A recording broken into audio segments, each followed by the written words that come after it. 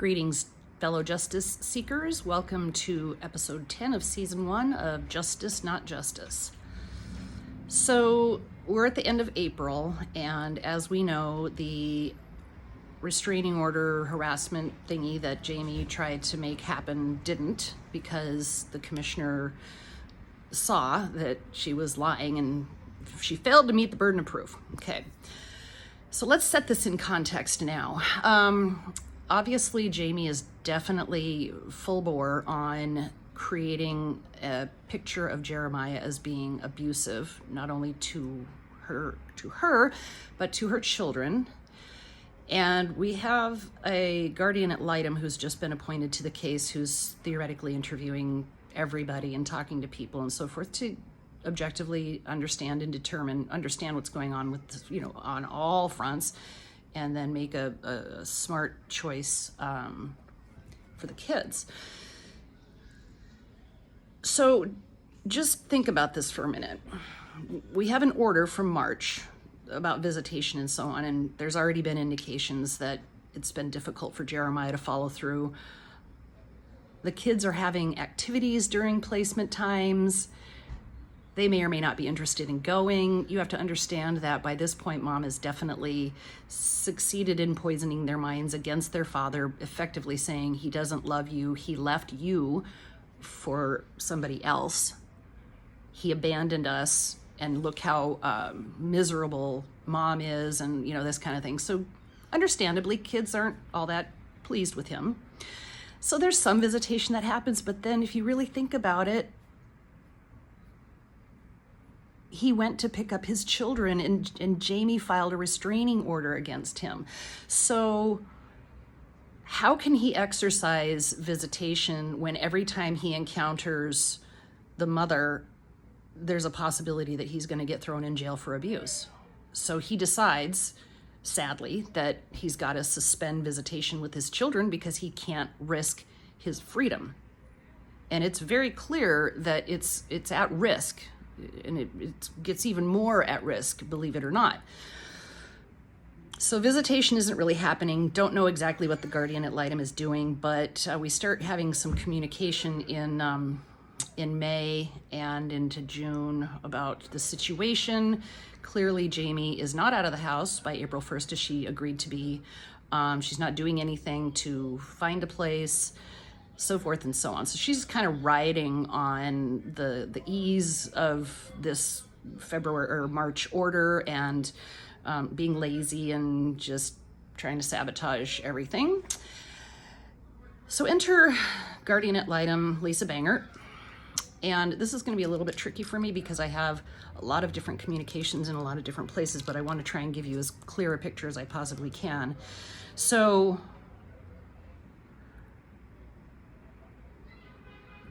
May 12, again, we just had a restraining order hearing. Jeremiah has not been exercising visitation, et cetera, et cetera. So over the few days, Jeremiah and Jamie are communicating via email. And here's, I'm just going to read this. Don't remember what the first message was, but it's not important.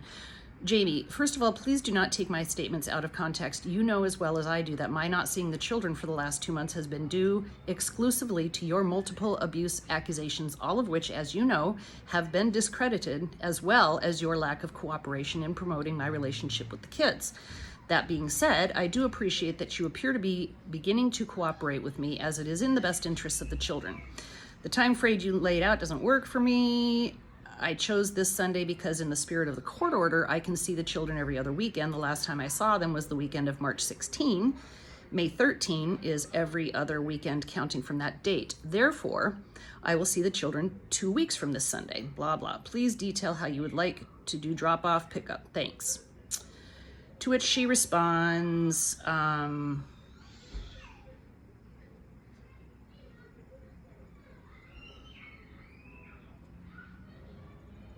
blah, blah. I can't just change the kids' opinions of you when they feel you don't believe them and they see the way you behave towards me. Well, there is a lot you can do. as the mother, there's a lot you can do to encourage the relationship. Stop lying to them, stop telling them, terrifying them with all these horror stories of that their life is going to be completely uprooted and they're going to have to move to Eagle River and all, just stop doing that. I mean, there's a plenty you can do. So they'll be available, blah, blah, blah. Okay. He says, great, can't wait to see the kids.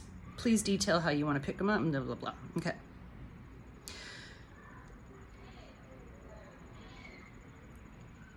So then this is how somehow Bangert gets involved in this conversation, I think maybe to try and mediate or whatever the drop-off, pick-off situation. But this is how she responds to all of what has just been said. From what I understand, Dad has not exercised placement and told us that he won't be doing so.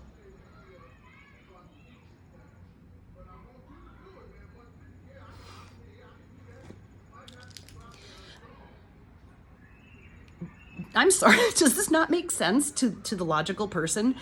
He explicitly stated, yes, I have not been exercising visitation because she keeps accusing me of abusing her. How would you not be able to see that that's a reasonable response? So we're starting to get pretty clear indications that Bangert's, I'm not sure if she's just not that smart. She's not really paying attention. She doesn't really care. Turns out that she was getting on board Team Jamie, but we didn't know that for sure at this point, although Jeremiah definitely had his suspicions. And so subsequent communications, just continue with this sort of ridiculousness. So we filed a de novo request on the original orders because we disagreed with them. And there were some things about that, but that ultimately never ended up happening. So here's kind of how Bangert is. Here's what she has to say at this point. Simply put, Dad wants the house and Mom wants primary placement of the kids. That seems agreeable to the parents, but how to get housing for the kids based on what Mom makes and Dad can pay in support? Does Mom have to move in with her parents to get housing? Is there any money in retirement that can be pulled? How do we get the kids to see Dad regularly? Just a few of the questions. Okay, so here's why these are really ridiculous questions. First of all, Jamie absolutely lied about her income, flat out, clearly. So why isn't Lisa questioning that? What, according to Jamie, she's working part-time and at a rate that she's lying about. So she's officially reporting that she's not making very much money. And Bangert never questions that, because the fact is she's working a lot and making a lot more money than she's saying she is, but nobody ever questions this. Based on what Mom makes and what Dad can pay in support, Dad has been ordered by the court commissioner to pay a certain amount, and he's paying that. So in addition to her income, she's getting $1,000 a month that is not taxed. I mean, it's just free, straight child support. Not, I mean, free, but it is what it is. So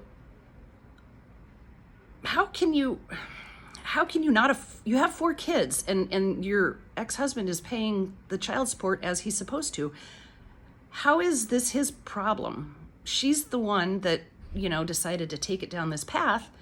He never wanted the kids to leave the house, has no desire for them to need to leave the house. So why isn't anybody thinking about this? And Jeremiah's attorney isn't thinking like this either. He's regrettably very apathetic and blasé. And we paid a lot of money for him. So she says, does Mom have to move in with her parents to get housing? Her mother lives in Eagle River. Again, that's Jamie likes to threaten, I'm going to Eagle River.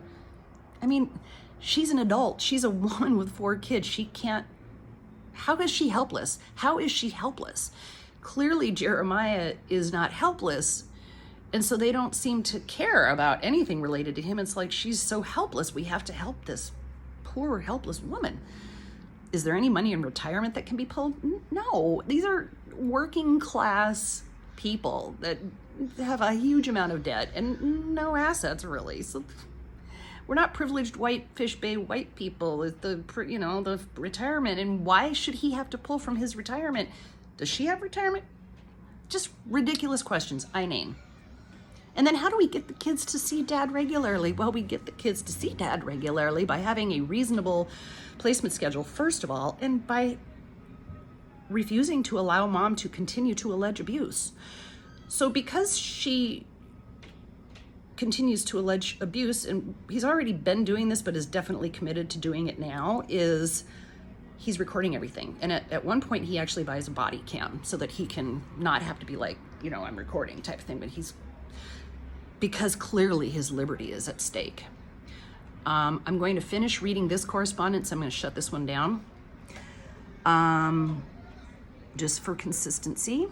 So here's how we respond to her questions through the attorney.